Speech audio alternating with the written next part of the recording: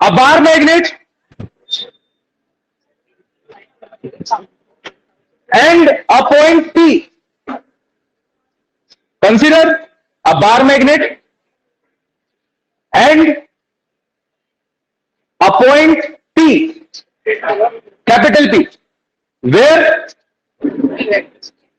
magnetic field, where magnetic field is to be determined, is to be determined.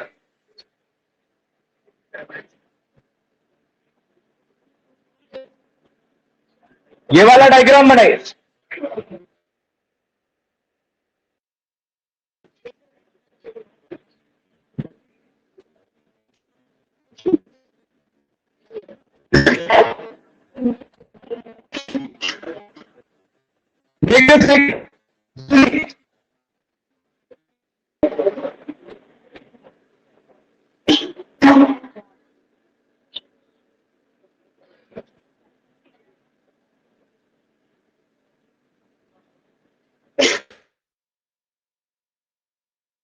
बना लिया.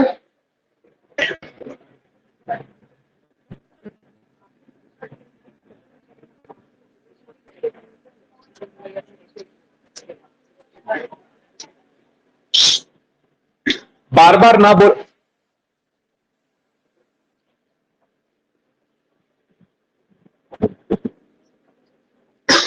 Then, due to north pole of the magnet, line change करके लिखना है. Due to north pole of the magnet,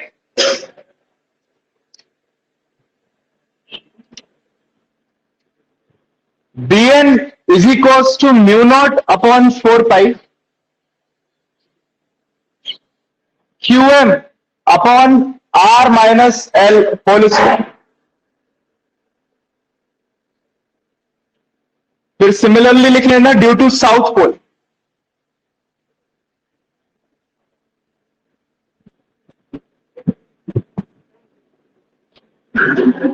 net magnetic field D is equals to Dn minus ds.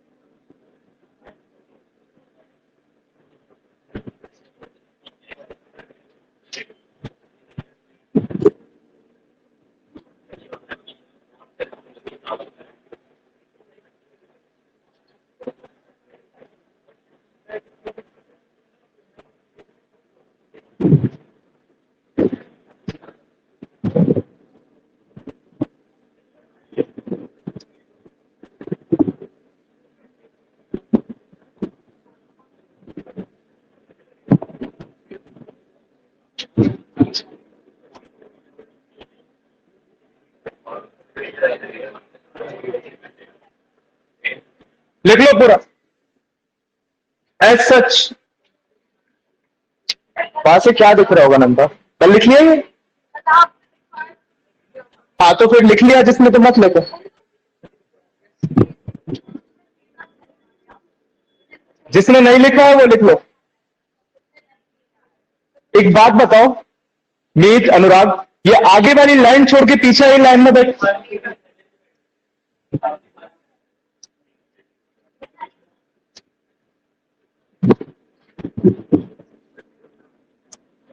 आगे आ जाओ।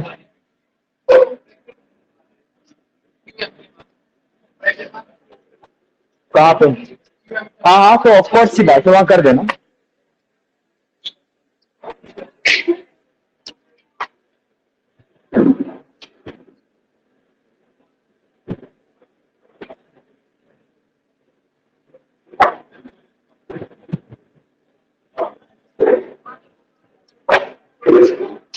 हो गया?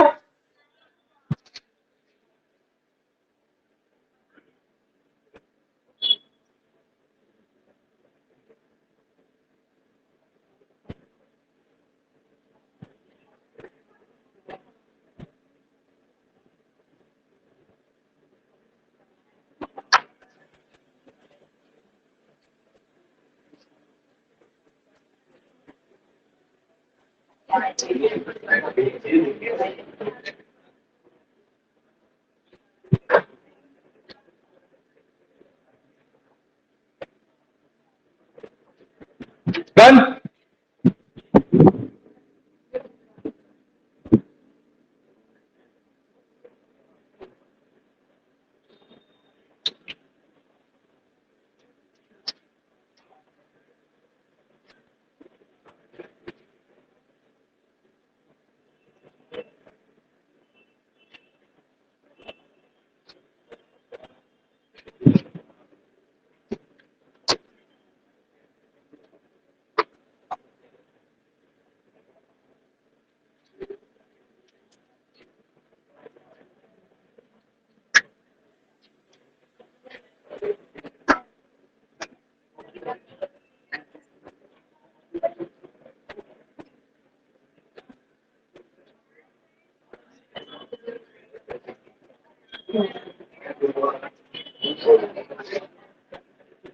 देखिए, इसी केस में for R is very very greater than L, ये एल को निगलेक्ट करोगे तो आर की पावर 4 हो जाएगा, एक आर कैंसल हो जाएगा, बी इज इक्वल्स टू आ जाएगा mu not upon 4 pi 2m upon R cube. देख लो।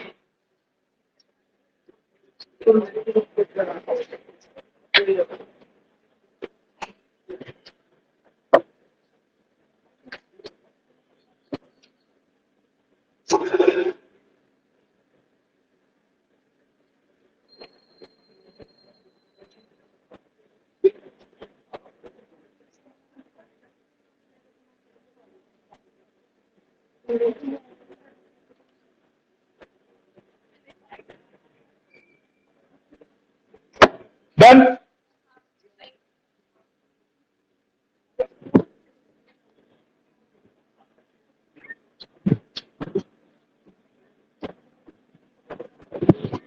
इधर देखो,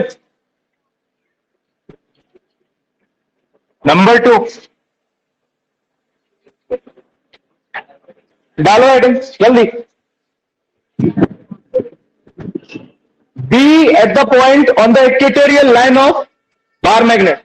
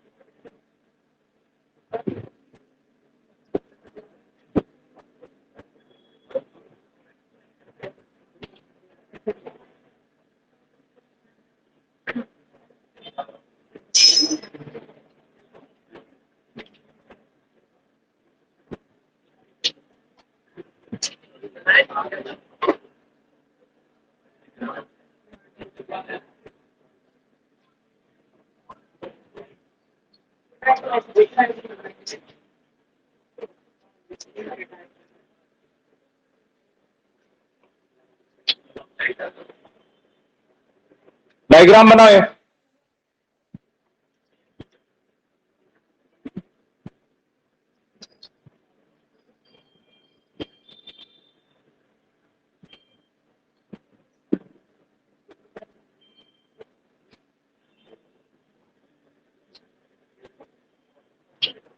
राइट, और पेज के एंड में सीधा आंसर लिख लेना, B is equals to mu not upon 4 pi M upon R square plus L square whole power 3/2। यही आता है क्या? लगा देंगे तो माइनस मैग्नीट्यूड में लिख दो।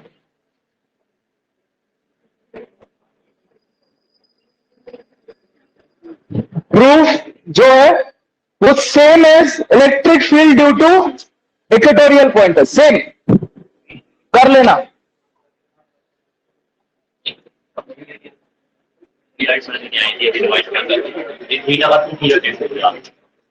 सीरियर एंगल प्रॉपर्टी तो भैया दो इंटीरियर का सम उसके अगेंस्ट एक्सटीरियर के इक्वल होता है।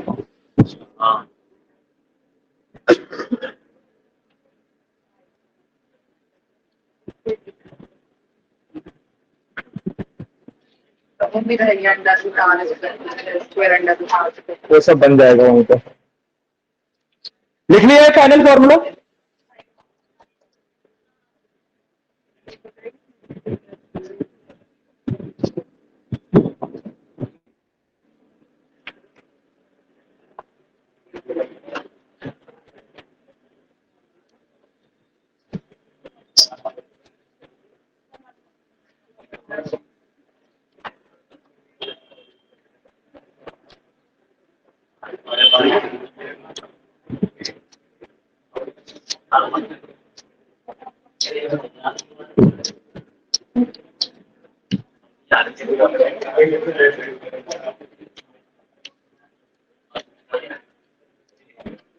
डन। देखिए इसका proof, again I am saying the same thing, equatorial वाला प्रूफ है ना, वही है।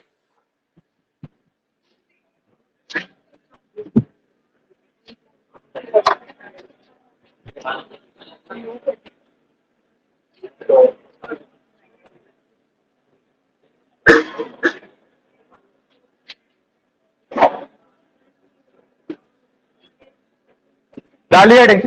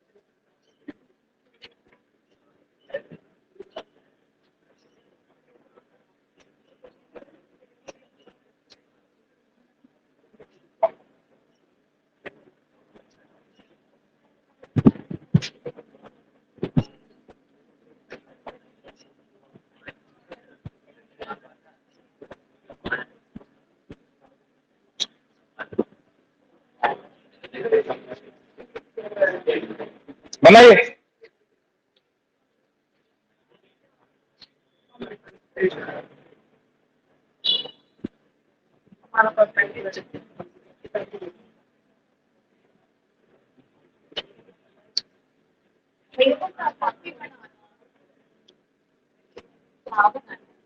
हाँ डायग्राम बनाना, वहां से दिख भी नहीं रहा होगा, वहां बैठ जाके उसके बाजू में कुमकुम के दिखता।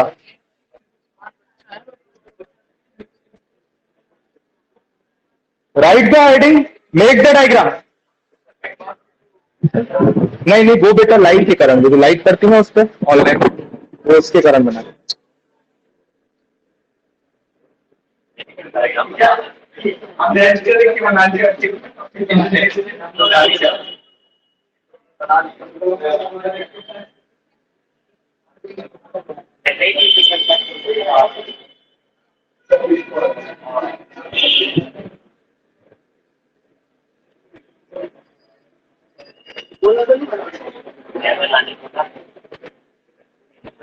ये डायग्राम बनाना है बस।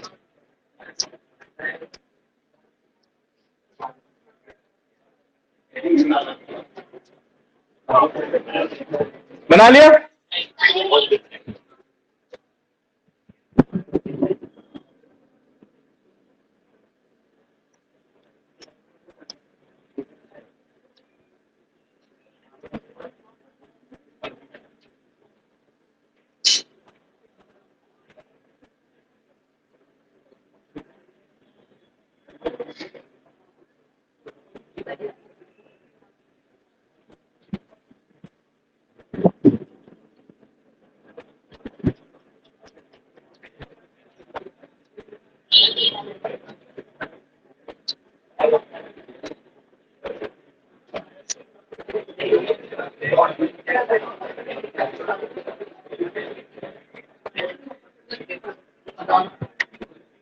डन। देखो राइट पॉइंट, जब यूनिफॉर्म इलेक्ट्रिक फील्ड में आपका इलेक्ट्रिक डायपोल था तो फोर्स लगते थे क्यूई, और यहां पर फोर्स लगता था QE.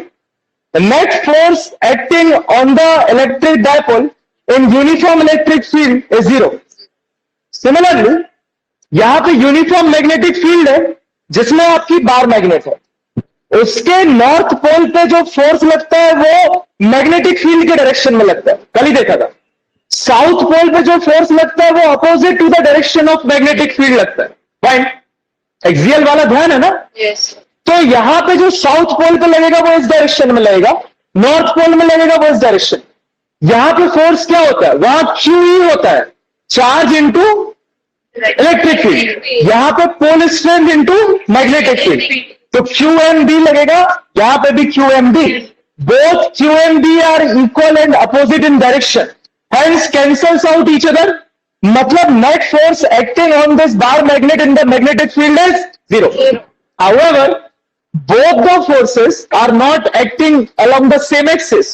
It means they constitute a couple and contributes for torque. Torque लगेगा तो ये मैग्नेट क्या हो जाएगी? Rotate. We need to calculate that magnitude of torque. So we know that tau is equals to होता है force into perpendicular distance, right?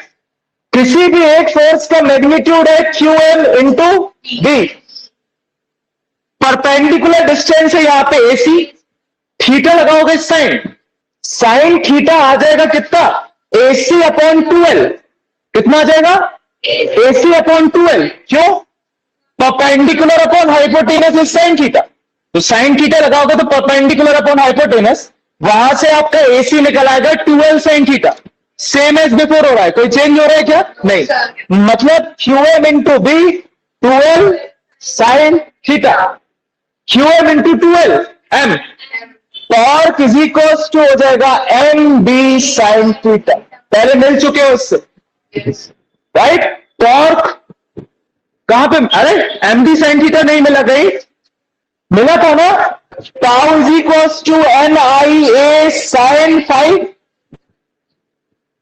Where NIA को क्या लिख लिया था? MB sign 5। थीटा आया था वहां पे, बट लिखा नहीं था इस फॉर्म में, कोई बात नहीं, लिखा था okay. Tau is equal to MB sine theta, कोई दिक्कत? This is the torque acting on the magnetic dipole, या फिर कह सकते हो bar magnet in the uniform magnetic field. किसी भी यूनिफॉर्म मैग्नेटिक फील्ड में बार मैग्नेट को डालोगे तो गोल गोल घूम जाएगी, क्या होगी? रोटेट हो जाएगी, right? So you can calculate the amount of torque, that is MB sine theta. In the similar way, you can calculate the potential energy also. That would be minus MB cos theta. वहां पे क्या था, P cos theta, यहां पे क्या हो जाएगा, minus M D cos theta, right. फिलहाल टॉर्क के लिए लिखिए, कंसिडर अ मैग्नेटिक डायपोल, कर लिया टॉर्क, जिसने कर लिया उनका कोई इश्यू नहीं, जिन्होंने नहीं किया वो लिख लो। Consider a magnetic dipole placed, आप अभी देखोगे कि 2 कॉपी वही लाइंस लिख रहे हैं जो अपन ने इलेक्ट्रिक डायपोल में लिखी थी। Placed in a uniform magnetic field,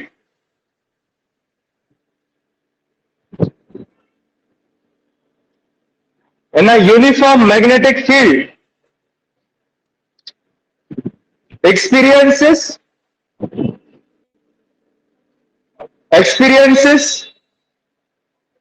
equal and opposite forces,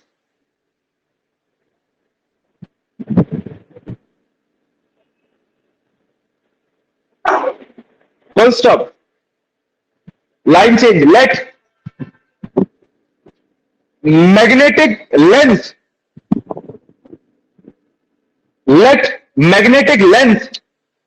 is equals to 2L,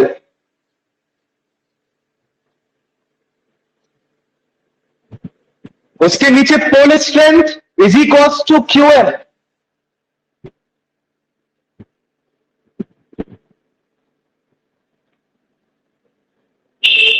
उसके नीचे angle between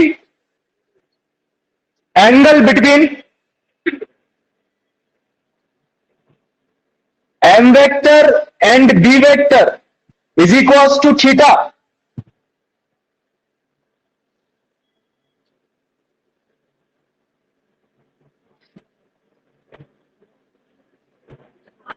angle between M vector and B vector is equals to theta।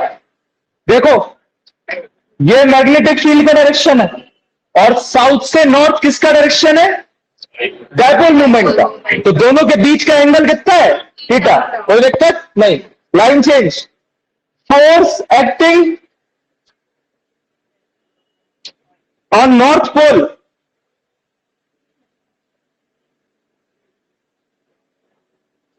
force acting on north pole is equals to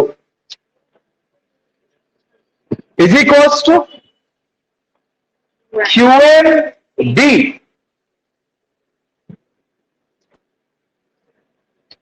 along the direction of B vector,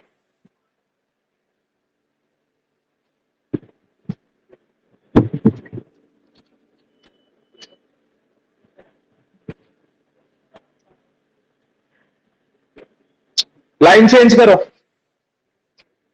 force acting on south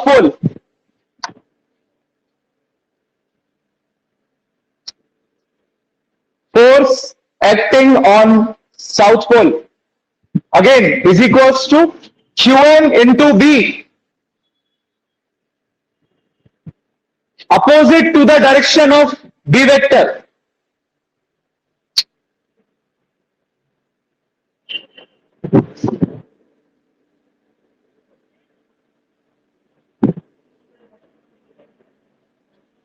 line change, net force F vector is equals to QMB minus QMB is equals to 0।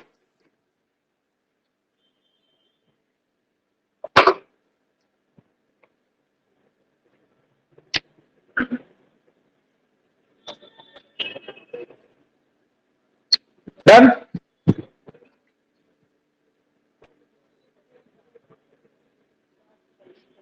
However,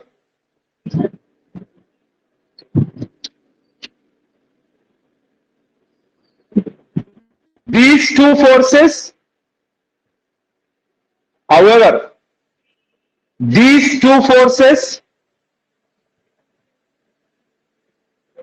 constitute a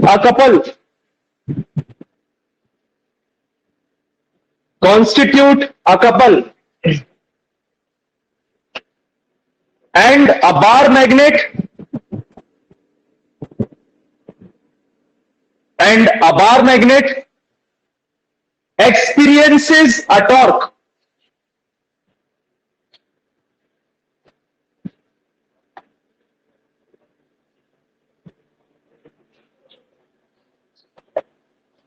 A torque I dot E, line change, tau is equals to force into perpendicular distance is equals to QMB into AC in triangle ABC. Sin theta is equals to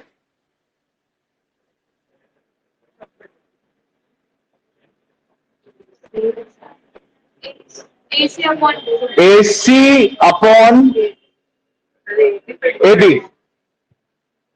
AC is equals to 2L sin theta. Value put करोगे तो tau हो जाएगा QM B 2L sin theta.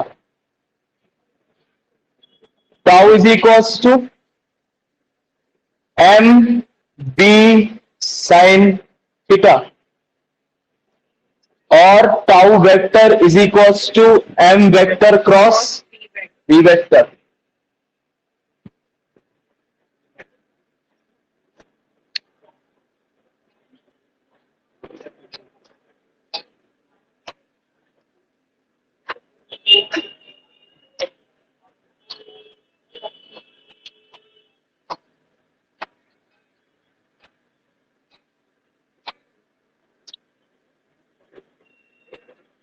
इतनी जल्दी, इतनी जल्दी, अभी तो शुरू हुई है. आना हो तो आ जाना ऊपर.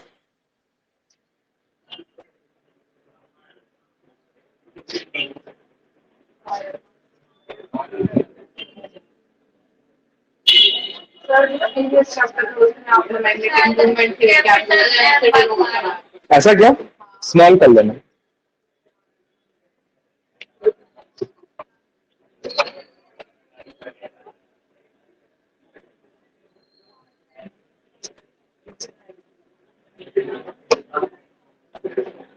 Done.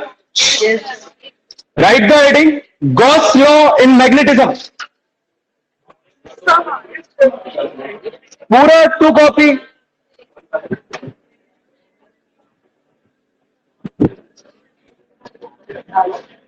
Gauss law in magnetism.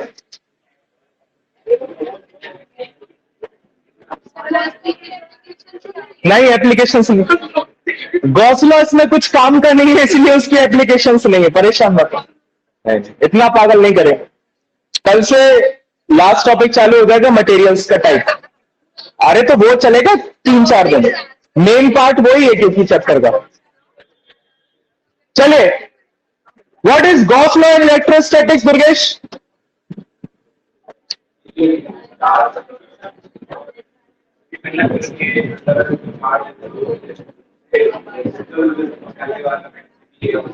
Electric flux. हाँ हाँ. हम तुमसे पूछे इलेक्ट्रोस्टैटिक्स में गॉस लॉ क्या कहता है. तो गॉस लॉ स्टेट्स दैट हाँ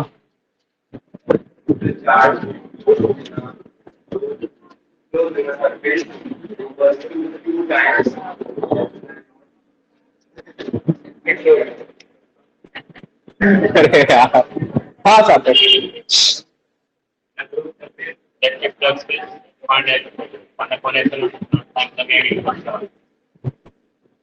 यहाँ पे आप बताओ.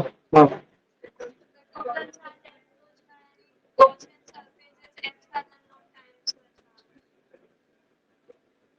total charge is equals to epsilon naught times the Sir, the electric flux enclosed by a closed surface or a Gaussian surface is equal to the epsilon naught times the charge enclosed by that source. 1/1 epsilon naught times. चलो electrostatics में Gauss law कहता है कि अगर कोई close surface है, right, इस close surface से निकलने वाला total electric flux that would be contour integration of E dot ds. यही तो है total electric flux passing through any close surface, that is E dot ds का contour integration is equals to 1 upon epsilon naught times the total charge enclosed by any surface। यही कहता है। क्या कहता है गॉस लॉ? कि किसी भी क्लोज्ड सरफेस से निकलने वाला total electric flux that would be contour integration of E dot DS would be equal to 1 upon epsilon naught times the total charge enclosed by that surface, right? इसका एक special case था कि जब इसके अंदर दो चार्ज हो, positive और एक नेगेटिव, तो इस क्लोज सरफेस से टोटल इलेक्ट्रिक फ्लक्स कितना निकलेगा? जीरो। कितना निकलेगा? जीरो। ये क्लियर है? Yes. अब चार्ज तो अकेला एग्जिस्ट कर सकता है, लेकिन क्या कोई पोल अकेला एग्जिस्ट कर सकता है क्या? नहीं। इसका सीधा सीधा मतलब यह है कि total magnetic flux passing out through any closed surface will always be zero. क्या होगा? जीरो। किसी भी क्लोज्ड सरफेस से कितना भी टोटल मैग्नेटिक फ्लक्स ले लो, वो हमेशा कितना होगा? जीरो होगा। क्यों होगा? Because monopole does not exist. Gauss law इस चीज को क्या करता है? प्रूफ करता है that the monopole do not exist. तो कभी भी किसी क्लोज्ड सरफेस से आप मैग्नेटिक फ्लक्स निकालोगे, कितना निकलेगा? Zero. Because total incoming flux will be equal to the total outgoing flux. क्योंकि अगर यहां पे माइनस और प्लस है तो जीरो है, लेकिन अगर सिर्फ प्लस है तो कुछ ना कुछ इलेक्ट्रिक फ्लक्स होगा। लेकिन यहां पे आपका नॉर्थ और साउथ पोल हमेशा रहेंगे, because your monopole does not exist. It means you will not get any non-zero value of magnetic flux. Total magnetic flux through any closed surface will always be zero. This is the Gauss law in magnetism, right? And it shows that the monopole does not exist. Yes. Clear to everyone? लिखिए, लिखिए Gauss law. It states that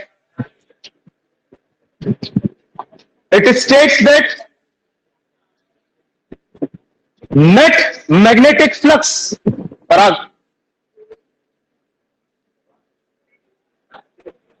it states that net magnetic flux through any closed surface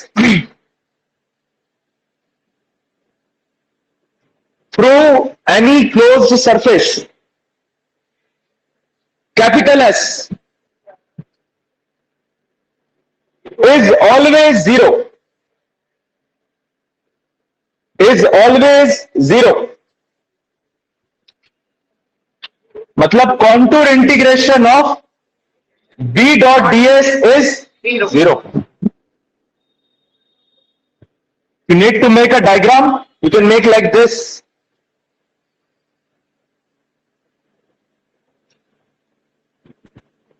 This is the area vector. Magnetic flux. बना लीजिए diagram side में।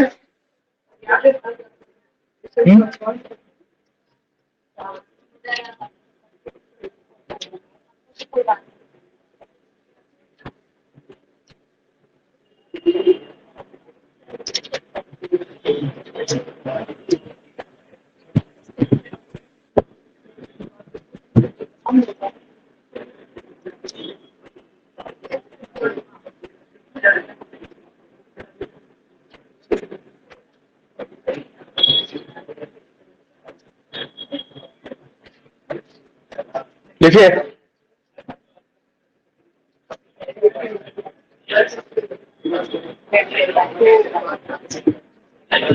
ये diagram से कैसे हुआ? देखो, net magnetic field lines entering any surface is equal to the net magnetic field lines leaving that surface. मतलब total number of field lines inside zero, तो net magnetic flux is zero. लिखिए, it means It means magnetic field lines. It means magnetic field lines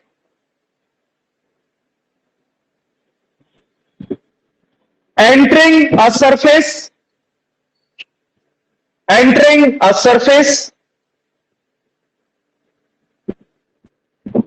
is always equal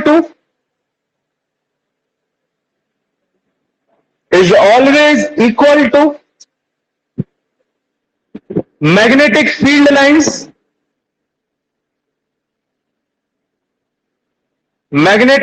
lines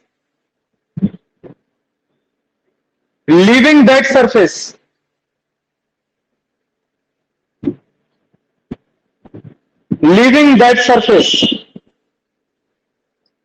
Full stop.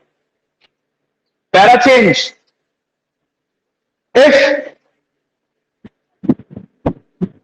monopole existed,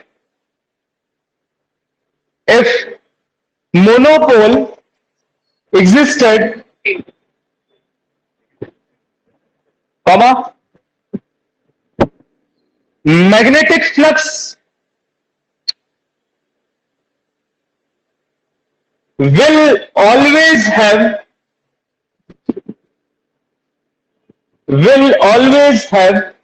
non-zero values.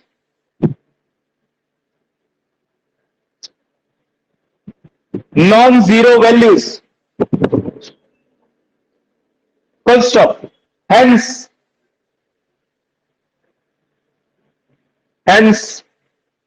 according to this law,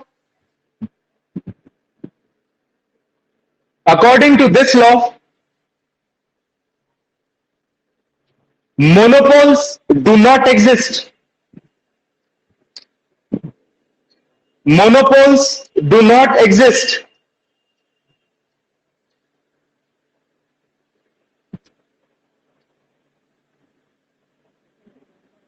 Full stop. First part of the chapter is over. Now comes the next part, and we are moving towards the new field of magnetism. From tomorrow, we are going to study what? The materials. Paramagnetic, ferromagnetic, ferromagnetic, falana dhimka jo bhi hai. Right? Diamagnetic. So, for that, we need to build up some concepts. There are some important terms जो मैंने इकट्ठे किए हैं अलग अलग जगह से book से, उनको एक जगह आपको पढ़ाया जाएगा. These terms are related to one another. बहुत ज्यादा एक दूसरे से क्लोज है, सिर्फ हल्का हल्का सा डिफरेंस है इन टर्म्स में. ये आपको समझने हैं. ये पहले कोर्स में थे, बट अब इनकी एप्लीकेशंस हैं. तो टर्म्स तो इंपॉर्टेंट है ही, राइट? आपको पता होना चाहिए व्हाट इज मैग्नेटाइजिंग फील्ड. आपको पता होना चाहिए what is intensity of magnetization. आपको पता होना चाहिए what is intensity of magnetizing field. Both are different. Intensity of magnetization and intensity of magnetizing field अलग अलग कॉन्सेप्ट है. Magnetic permeability, magnetic induction, magnetic susceptibility, right? So we are going to understand these terms one by one. Start करते हैं. Heading डालिए, some important terms. एक एक लिखते जाएंगे, फिर उनको समझते जाएंगे, राइट? क्या लिखो?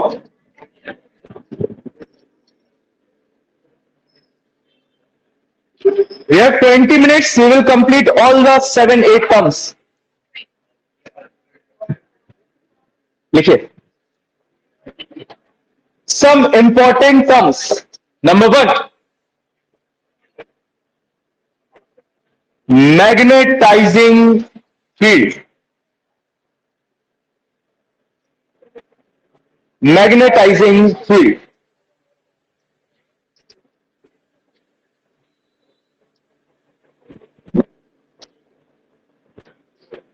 Right?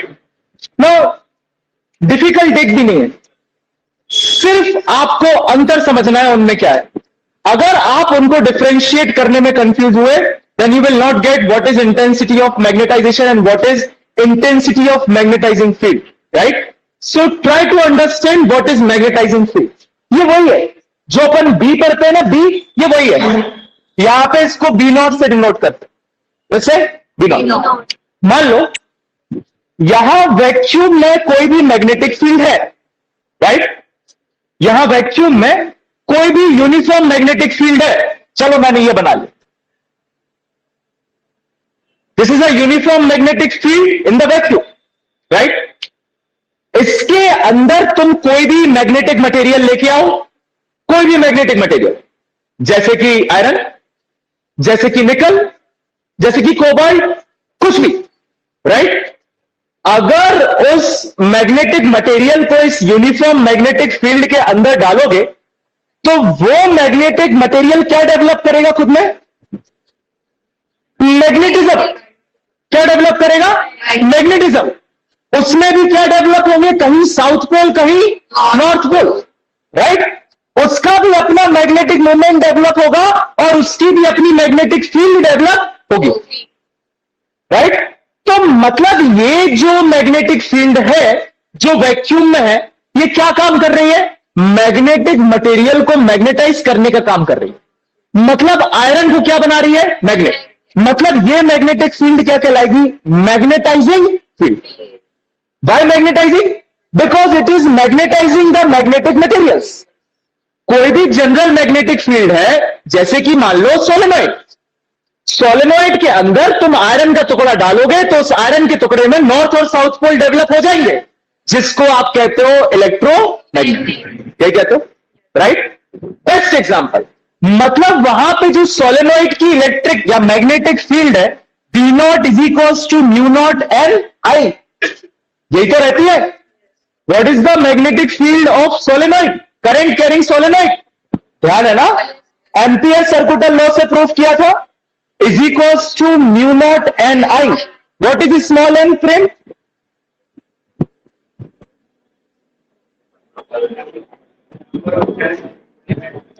Number of turns per unit length. क्या है इस महादीक्षा? मना कर रहे हो क्या है? What is small n? Number of turns. Yeah. Anyone else? आगे पार्ट, पीछे सपाट. Anyone? Duprenable. Small n are the number of turns per unit length. Solenoid की यूनिट लेंथ में कितने नंबर ऑफ टर्न्स है, वो है small n. So B0 is equals to mu naught n I. मैंने आपको एक सिंपल सा एग्जांपल दिया कि अगर सोलेनॉइड में करंट कैरिंग कॉइल है और उसके अंदर तुम आयरन का टुकड़ा डालोगे तो वो आयरन का टुकड़ा क्या हो जाएगा? मैग्नेटाइज हो जाएगा. मतलब वहां पे जो सोलेनॉइड की मैग्नेटिक फील्ड है वो कैसी मैग्नेटिक फील्ड है? मैग्नेटाइजिंग. कैसी है? Magnetizing. So magnetizing field is the magnetic field in the vacuum which develops the magnetism in the magnetic material.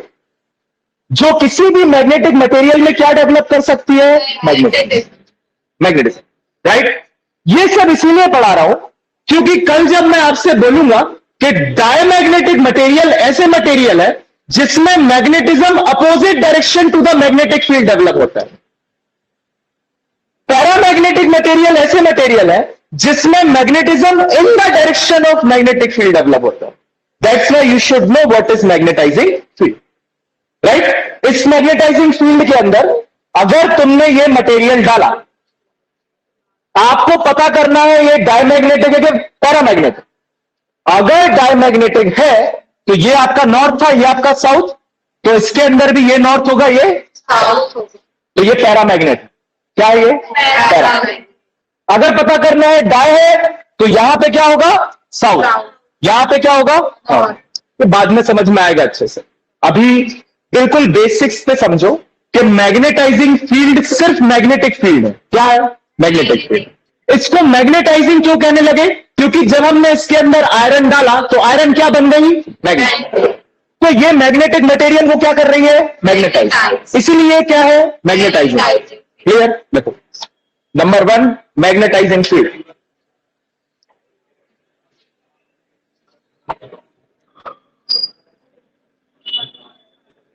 The magnetic field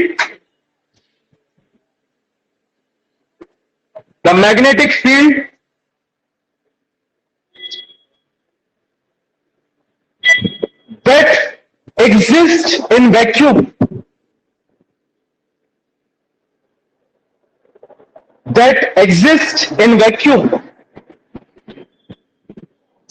and induces magnetism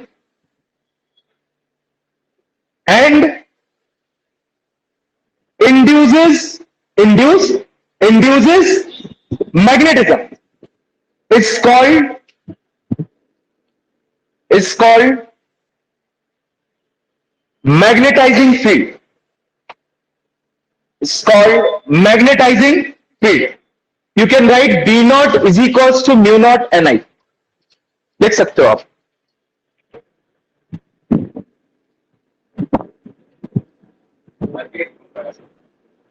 हाँ मतलब जितने केसेस अपन को पढ़ना उसमें म्यू नॉट एन आई पढ़ना. ठीक है, आपको वैसे इसका कोई केस नहीं पढ़ना, मैं वही कह रहा हूं, इसका मैथमेटिकल पार्ट चला गया तो उसके फॉर्मूलेज इंपॉर्टेंट नहीं है, बट कॉन्सेप्ट पढ़ रहे हैं तो साथ साथ पढ़ते जा रहे हैं, बिकॉज आपको कॉम्प्यूटर में तो आएंगे.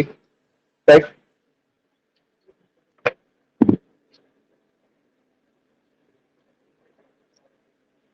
नंबर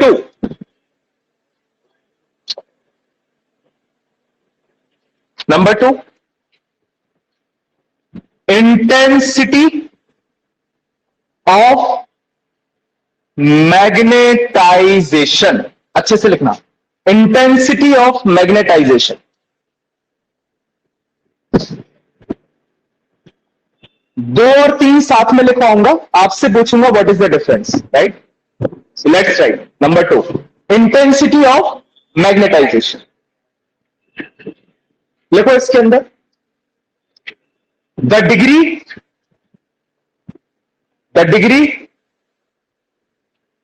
और extent EXTENT,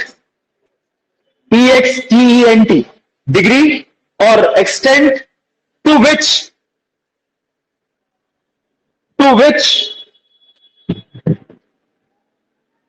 a substance is magnetized.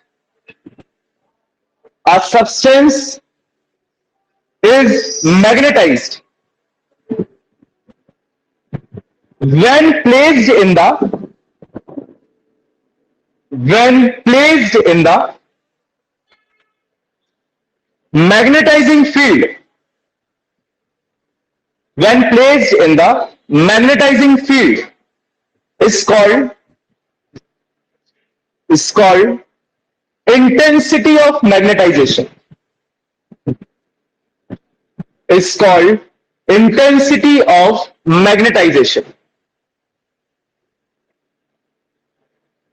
Full stop. Bracket में लिख लो, इसको कैपिटल M से डिनोट करते हैं. वहीं हाइडिंग के बाजू में ब्रैकेट बना लेना.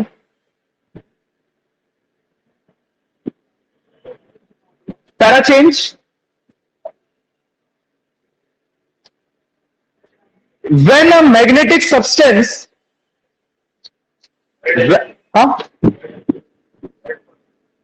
इसी में पैरा चेंज करते.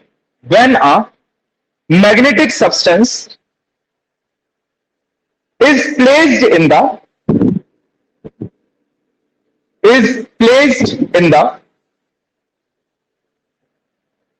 magnetizing field,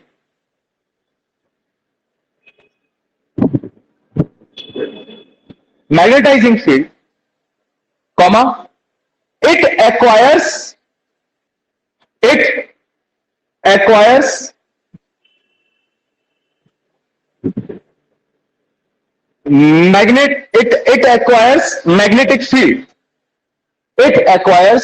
magnetic field. Full stop. Line change. The magnetic dipole movement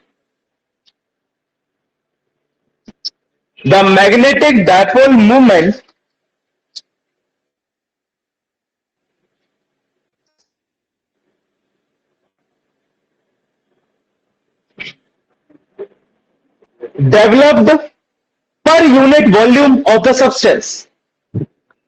Developed the magnetic dipole movement developed per unit volume of a substance is known as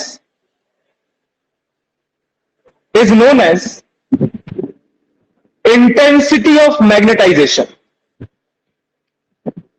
is known as intensity of magnetization, right? तो capital M vector is equals to small m vector upon volume, यही होगा, Yes, sir. Right?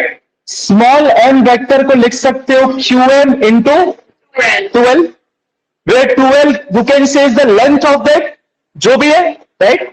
Upon volume को लिख सकते हो area into 12, where A is the area of cross section of that substance and 12 is the length. 12 से 12 Cancel. एक और formula निकल के आया QM upon A is equals to capital M. लिख लेना जरा.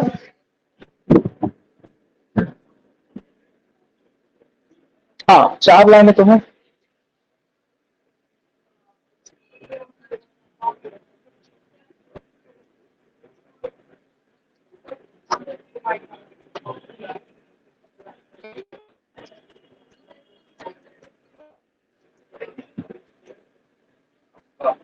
Number 3.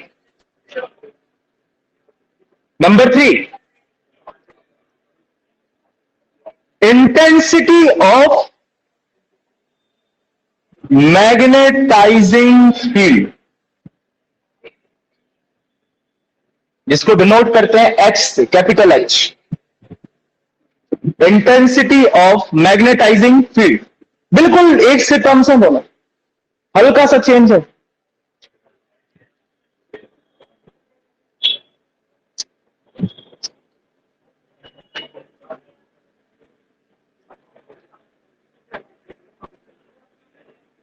देखिए, the extent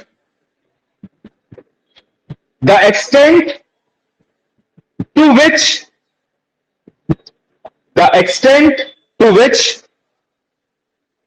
the magnetizing field can magnetize a substance. The extent to which the magnetizing field can magnetize a substance is known as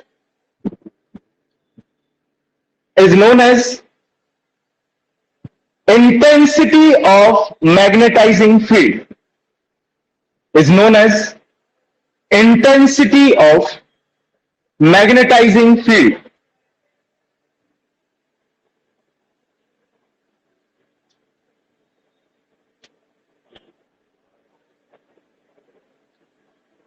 Done? Full stop. Right? अभी यहां तक आगे बढ़ो, सारा चेंज करो. It is the ratio of magnetizing field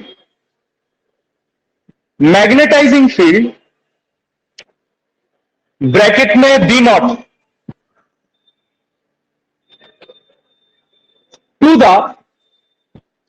to the absolute permeability.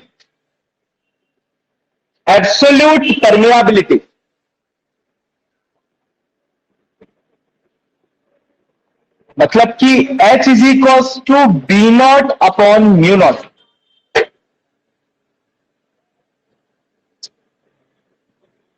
Right? Mathematical form छोड़ के conceptually, what is the difference between both intensity of magnetization and intensity of magnetizing field? आनंद? हाँ.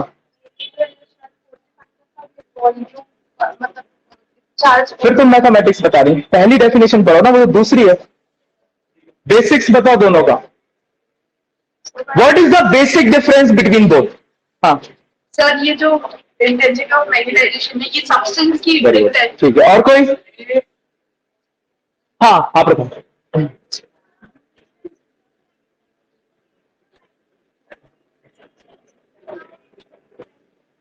हाँ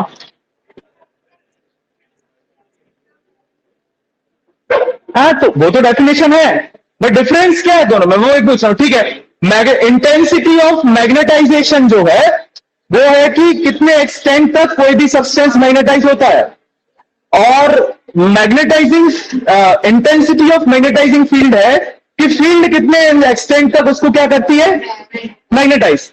हाँ, तो क्या मतलब दोनों में डिफरेंस क्या समझ में आ रहा है? सभी मैग्नेटाइज किया जाता है, उसमें भी तो वही कर रही, मैग्नेटाइजिंग फील्ड ही मैग्नेटाइज कर रही है दोनों केस में, बट बेसिक डिफरेंस क्या है?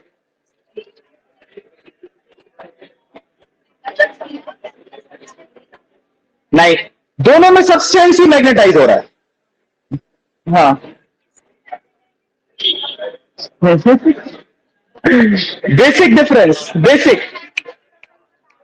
हाँ, हो गया डिस्कशन, बताओ what is the basic difference Devansh दोनों में? हाँ, तुम्हें वाले देवांश, आगे वाले उनको भी नहीं पता। हाँ अंकित, क्या है दोनों में बेसिक डिफरेंस? क्या? तेज बोलो, तेज। दोनों सेम है। हाँ, और कोई? अगर सेम होते तो लिखवाते कैसे दोनों अलग अलग? हाँ देव, हाँ बोल, तुम बताओ। हाँ हाँ, तुम बता दो प्रभु। मैग्नेटाइजेशन सब्सटेंस की इंटेंसिटी है कि वो कितना ज्यादा मैग्नेटाइज हो सकता है। हाँ, ये सोर्स की है कि वो कोई substance excellent. This is the basic difference. Intensity of magnetization is the property of the substance. किस सब्सटेंस की औकात कितनी है कि वो किस हद तक क्या हो सकता है, magnetize. It is the property of the substance. वो सब्सटेंस की प्रॉपर्टी इसमें लिखा है, द डिग्री और extent up to which a substance can be magnetize. और इंटेंसिटी ऑफ मैग्नेटाइजिंग फील्ड किसकी? Property of the magnetic field है, कि वो मैग्नेटाइजिंग फील्ड कितना क्या कर सकती है, उसको मैग्नेटाइज। तो दोनों अलग अलग प्रॉपर्टी है, एक सब्सटेंस की प्रॉपर्टी है, एक सोर्स की जो उसको मैग्नेटाइज कर रहा है, राइट? तो बाद वाली किसकी प्रॉपर्टी है? सोर्स की। पहली वाली किसकी प्रॉपर्टी है? सब्सटेंस की। So both are different concept and not same, right? ये है बेसिक डिफरेंस दोनों के बीच में। जाओ आगे कल।